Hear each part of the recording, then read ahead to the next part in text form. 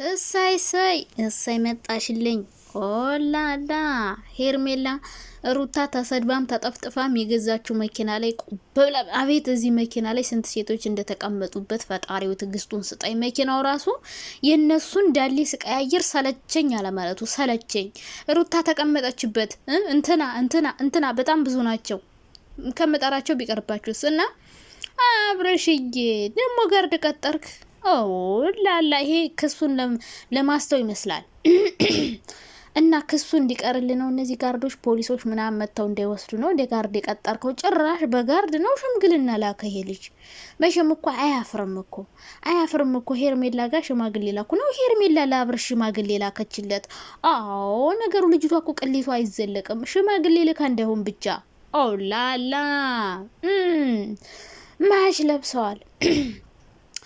ይሄ ነገር አሁን ሩታን ለማብሸቅ ነው። አቤት አንቺ ጨምላቃ ጥምሸርሙጣ የሆንሽ ልጅ ማለት ነው። እንደዚህ አይነት ስድብ የተመረጡ የብልግና ስድቦችን አትሳደቢ። ስማይ ምን ሆነሽ ነው? ዩቲዩብ ራሱ እኮ ይዘጋብሻል።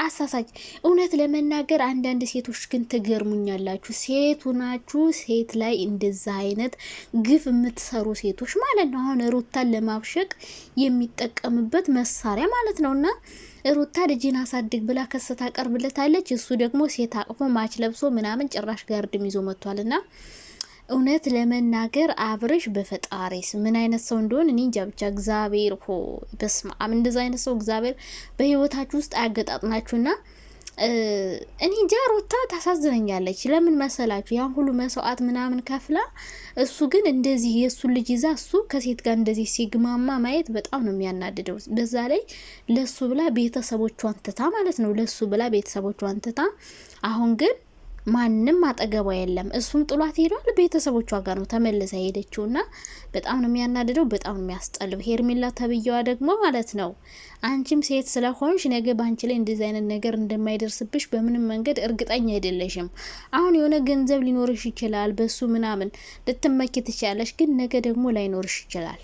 ነገ ባዶሽ ልትሆኝ ትችያለሽ።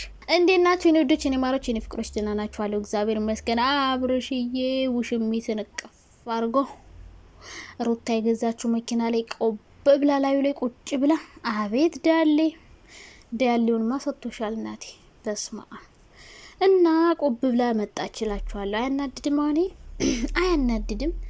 የእናንተ የልጃችሁ አባት ልጅን አሳድግ ሀብት ንብረቴን አካፍለኝ እየተባለ ማለት ነው የእናንተ መኪና ላይ እሱ ቁብ ሲልበት ኢማጂን አስቡት። ሌላ ሴት እናንተ መኪና ላይ እየተንሸራሸረችበት ያው የሷ ሁሉ ነው ብዬ ነው የጋራ ነው አንዴ አብራ ነው የተሰደበችበት ምናምን ያለችበት እስከሆነ ድረስ ሁሉም ነገር የሱም ነው የጋራ ሀብታቸው ነውና እሷ ግን እንደፈለገች ስትንፈላሰስበት እንደዚህ የሚያናድድ የሚያቃጥል ነገር የለም። አሁን አብርሽ እንደዚህ እያደረገ ያለው ሩታን ለማብሸቅና ለማናደድ ነው። አሁን ላይ ሩታ ሲጀምር ማለት ነው በሱ ተስፋ ቆርጣበታለች።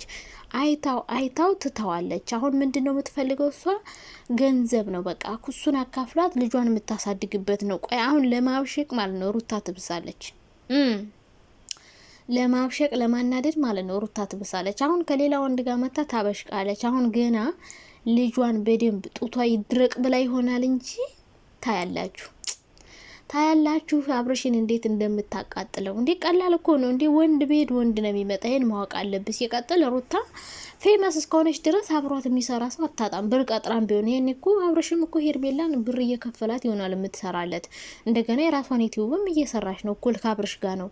ሄርሜላ አንደኛ ለስራ ብላ ነው። ግን ደግሞ ለስራ ብላችሁ የሰው ሞራል የሰው ጭንቅላት ማቁሰል የሰው ልብ ማድማት ማለት በጣም ነው የሚያናድደው እውነት ለመናገር። በርግጥ ሩታ መጀመሪያ ታይ ብለናት ነበረ። ግን አልሰማም ማለቷ ደግሞ ትልቅ የዋጋ እያስከፈላት ይገኛል ማለት ነው። በጣም ብዙ ሰው መክሯታል እንደዚህ እንዳታደርግ፣ ጥሩ እንዳልሆነ በጣም ብዙ ጊዜ እኛ ራሱ ማለት ነው እኔ ራሱ ሩታን በፊት እንዴት እንደምን መክራት ነበር። የምር ግን የእሷ ደጋፊዎች ማለት ነው የሆነ እሷን የጠላናት ምናምን ስለሚመስላቸው በጣም ነበር የሚሰድቡኝ እኔን ማለት ነውና ክብር መጣል አያስፈልግም ለወንድ ልጅ። ቤተሰብን ትቶ መሄድ ታያለሽ፣ ትበልጥሻለሽ፣ ታያለሽ፣ ቀንተሽ ነው ምናምን ስትሉ ነበር። አብርሽ እንደማይሆና ግልጽ ነው።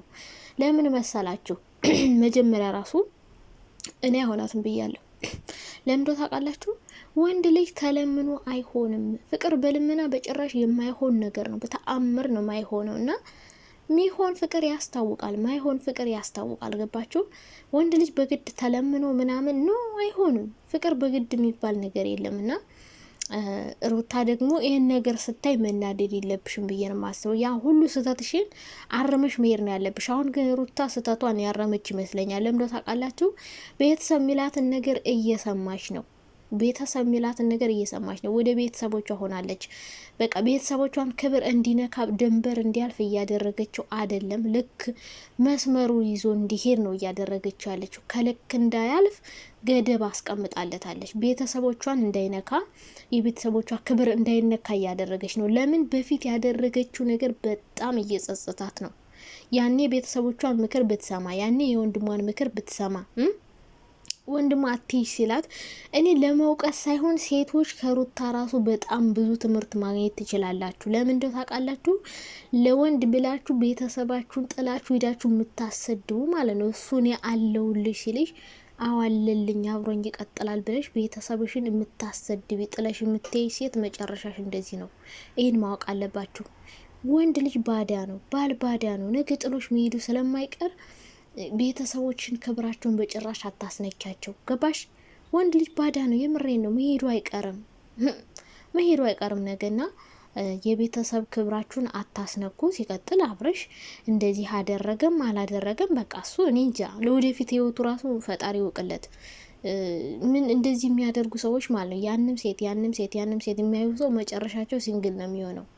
ምክንያቱም ማንን እንደሚመርጡ አያውቁም። አስሩን ነክተው መጨረሻቸው ምርጫቸው ማን እንደሆነ አይታወቅም። እነሱ የሚወዷቸው የሚያከብሯቸው ለነሱ ብዙ ዋጋ የከፈሉላቸው ሰዎች ሁሉ ጥላዋቸው ይሄዳሉ። ምክንያቱም ከቀረቧቸው በኋላ ትክክለኛ ማንነታቸውን ያዩና ጥላቸው ይሄዳሉ። እና አብዛኞቻቸው ደግሞ አብረሽ የኛ ጀግና ምናምን፣ እኔ ጀግና አልለውም። አብረሽን በዩቲዩብ ጎበዝ ነው፣ ክሬቲቭነቱ ምናምን አሪፍ ነው። ግን ሲሰራ ስራ ደግሞ ክብርን በጠበቀ መልኩ ገንዘብ ብቻ አይደለም አእምሯችን ማሰብ ያለበት።